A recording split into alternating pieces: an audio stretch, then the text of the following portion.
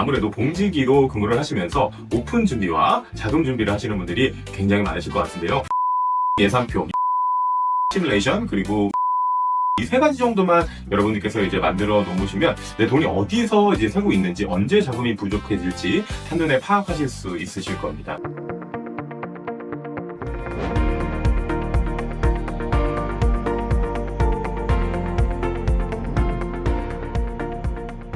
네, 아무래도 지금 이 영상을 보고 계신 분들은 앞으로 개원을 앞두신 봉지기 원장님들이 이제 많이 보실 것 같아요.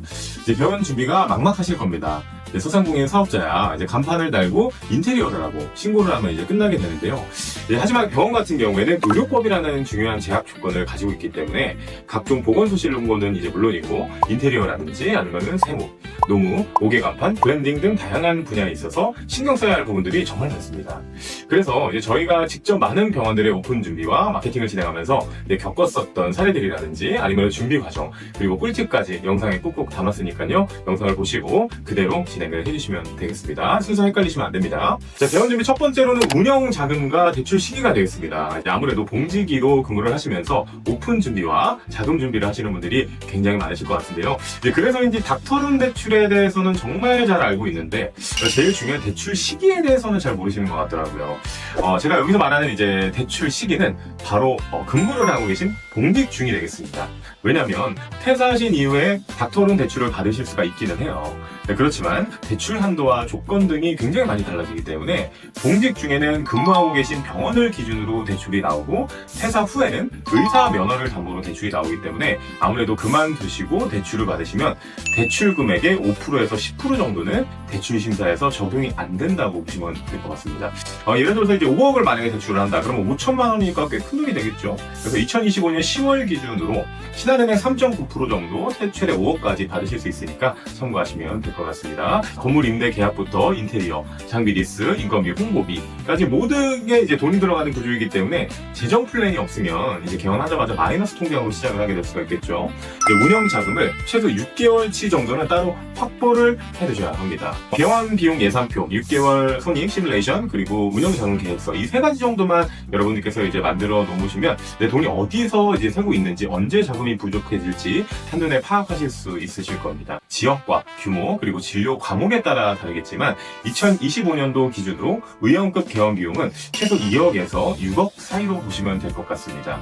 당연히 피부과나 성형외과의 경우에는 이제 장비 리스라든지 여러 가지 부대 비용을 합치면은 더 많이 나가게 되겠죠. 자, 그리고 두 번째는 이제 상권 분석이 되겠습니다. 여러 가지 의사 이야기라든지 아니면 상권 분석 전문 사이트라든지 업체 서비스를 이용하시는 것도 이제 하나의 방법이 될 수 있겠지만요.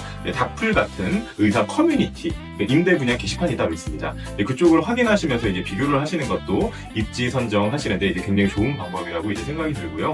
요즘에는 이제 네이버에서 카테고리에서 이제 데이터 랩이라고 하고 있습니다. 그래서 검색을 해보시면 그쪽에서 예를 들어서 이제 강남에서 얼마 정도 수요가 지금 발생하고 있는지, 생활 서비스, 뷰티, 뭐 진료 이런 부분에 대해서도 수요 조사라든지 이제 키워드 분석도 같이 해서 확인을 할 수가 있어요. 그래서 우리 예비 타겟들이 어느 지역에 가장 많이 분포가 되어 있는지 확인하는 것도 중요한 방법이라고 생각을 합니다.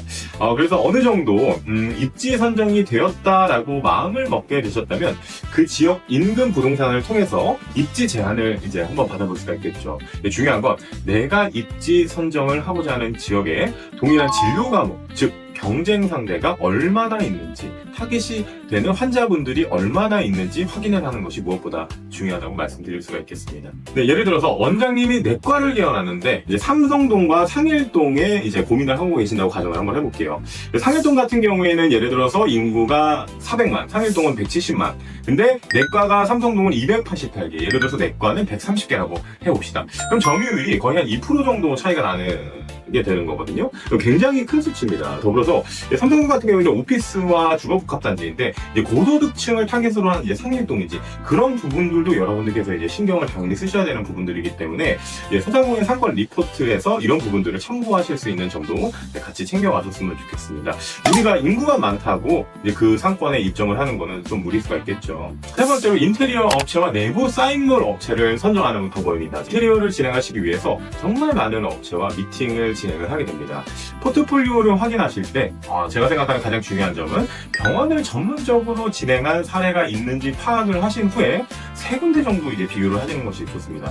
예를 들어서 뭐 10군데, 20군데 너무 많은 업체를 만나다 보면 더 헷갈리실 수가 있고 이제 비슷한 케이스가 너무 많기 때문에 이제 어떻게 보면 요즘 말로 뭐 선택장애가 오겠죠. 이보다 더 중요하게 체크하셔야 되는 부분들이 시안을 먼저 작업해 줄 수 있는 업체인지 확인하시는 게 이제 굉장히 중요합니다.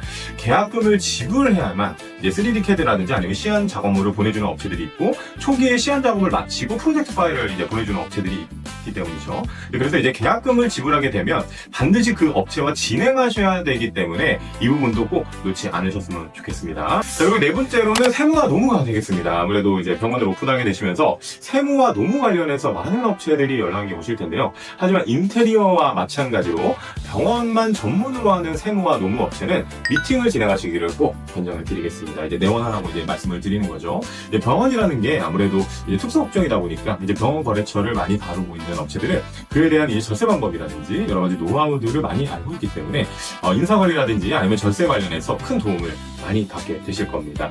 저희가 막상 미팅을 진행하게 되면 예를 들어서 내 친척이 아니면 또 와이프 동생이 세무사다. 가족분들에게 의지하시는 분들이 굉장히 많습니다. 뭐 당연할 수 있어요. 뭐 돈이라는 게 예민하기 때문에.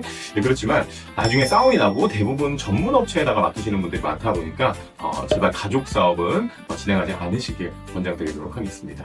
다섯 번째로 장비 구매가 되겠습니다. 이제 어느 정도 업체들이 선정되셨고, 그리고 OCS라든지 아니면 EMR 같은 이제 프로그램들 업체를 이제 선정을 하셔야 될 차례인데요. 이제 아무래도 공직의 생활을 하시면서 이제 개원하실 진료 컨셉 구성이 어느 정도는 나는 이런 식으로 이제 구성을 해야겠다라는 게 맞춰지셨을 겁니다. 그리고 그에 대한 맞춰서 이제 진료 비율에 대한 라인업도 어느 정도 구상과 완성이 되셨겠죠. 그럼 이제 우리 병원에 알맞는 장비들은 누구에게 어디서 구매를 할까, 어디서 리스를 할까, 어디서 효율적으로 구매가 가능할까, 이런 부분들이 궁금하실 겁니다. 이제 대부분의 의료 장비는 이제 네이버에서 검색을 하셔서 절대 구매하지 마시고, 그런 거는 이제 배드 같은 것만 이제 구매를 하시고, 정말 많은 업체들이 있지만 이제 근처에 있는 이제 선 후배님이시나 아니면 타 지역에 나와서 이제 동일한 장비를 가지고 계신 원장님들이 계시다면 그분들께 꼭 전화를 하셔도 되니까 이제 자문을 구하셔서 소개로 진행하시길 좀 권장을 좀 드리고 싶고요.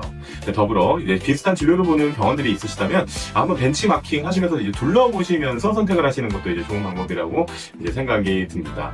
이제 뭐 예를 들어서 장비뿐만 아니라 벤치마킹을 하시면서 직원들의 친절도는 어떠한지, 그리고 제일 중요한 비급여 진료 습관은 어느 정도 갖고 있는지, 나와 동일한 진료 과목인데 이 동네에서는 이 정도 비급여 항목을 이렇게 전공을 하고 있구나, 이렇게 파악을 하시는 것도 도움이 많이 되실 거라고 생각이 듭니다. 비급여 같은 부분의 경우에는 이제 지역 특성에 맞게끔 시장 가격이 형성이 되기 때문에 이제 아무래도 입지 선정을 한 지역과 비슷한 가격으로 형성한. 이제 여섯 번째로는 아무래도 이제 노무겠죠. 이제 직원 채용이 되겠습니다. 원장님들이 개원하시고 나서 가장 머리 아프고 신경을 많이 쓰셔야 되는 부분이지 않을까라는 생각이 드는데요. 우리 환자분들이 제품을 사는 게 아니라 사람에게 서비스를 받는 고관여 서비스를 하면서 이러다 보니까 돈을 지불하는 입장에서도 친절도라든지 그 임직원분들이 대하는 이제 그런 서비스에 대해서 굉장히 예민한 편입니다. 요즘 시대에 더욱이나 이제 심해졌죠. 그래서 원장님은 정말 진료가 만족하겠는데 이제 직원분들이 너무 불친절해서 가고 싶지 않다라는 후기들을 종종 보실 수가 있어요. 이제 그 후기 하나로 10명 또는 100명의 고객이 방문하지 않을 수 있다는 점을 이제 꼭 명심을 하셨으면 좋겠습니다. CS 굉장히 중요하고요. 이제 한 가지 주의하셔야 될 점은 초기 스태프분들 너무 여유 있게 채용을 하지 마시고요. 딱 세팅에 맞게끔 필요한 인력만 뽑으시고 신한수와 내원 환자를 매달 평가를 하시면서 그 지표에 따라서 늘리셨으면 좋겠습니다. 병원은 한 번 오픈하면 이제 그 구조 자체를 바꾸기가 어렵기 때문에 고정비가 낮은 구조로 설계하는 게 장기적으로 훨씬 유리하다고 말씀을 드리고 싶습니다. 자, 이제 마지막으로 많은 원장님들께서 초기에 일단 오픈하고 나중에 홍보하자라는 생각을 참 많이 하시는 것 같아요. 자, 요즘은 그 생각이 가장 위험한 생각이라고 말씀을 드리고 싶습니다. 뭐 예전 같은 경우에는 의료 실력만으로 오픈해도 됐겠지만 원장님들 의료 실력, 자금 계획, 그리고 마케팅, 이 세 가지가 균형을 이뤄야 성공적인 개원이라고 할 수가 있는데요. 이제 개원일 이전부터 노출 전략이 준비가 어느 정도 되어 있으셔야 됩니다. 의료광고 심의 같은 경우에는 보통 2달 전부터 나오기 때문에 표를 보시고 있는 광고에 대한 여러 가지 대비를 어느 정도 준비를 하셔야겠죠. 그래서 즉 개원일이 첫 환자가 오는 날이 아니라 홍보 시작 한 달 뒤라고 생각하시면 될 것 같습니다. 우리가 이제 생각할 수 있는 오프라인 광고에는 무빙 디지털 배너라든지 아니면 스탠드 오비럴 아니면 빅스크린 아니면 카트, 버스, 택시, 음성 광고 여러 가지 광고들이 있겠죠. 그리고 이제 온라인은 블로그, 인스타, 구글, 유튜브, 뭐 커뮤니티라든지 뭐 플레이스 상위 노출이라든지 뭐 여러 가지가 있을 수가 있겠지만 여기서 이제 주의하셔야 될 점은 오프라인 광고 같은 경우에 의료 광고 심의를 받고 진행해야 되는 광고인지 반드시 체크를 하는 것이 이제 중요합니다. 단순한 진료 과목이나 번호, 위치 등은 심의를 받을 필요가 절대 없어요.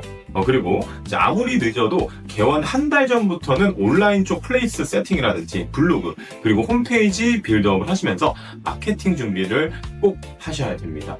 오픈하고 환자분들이 검색을 했는데 아무런 구성과 준비가 되어 있지 않다면 그만큼 환지를 놓치는 경우이기 때문에 네이버라든지 아니면 구글이라든지 컨텐츠 광고 뭐 여러 가지 다양한 세팅 등을 꼭 진행을 하셨으면 좋겠고요. 개원 세미나를 통해서 개원에 대한 여러 가지 정보를 한자리에 얻는 것도 좋은 방법이라고 생각을 합니다.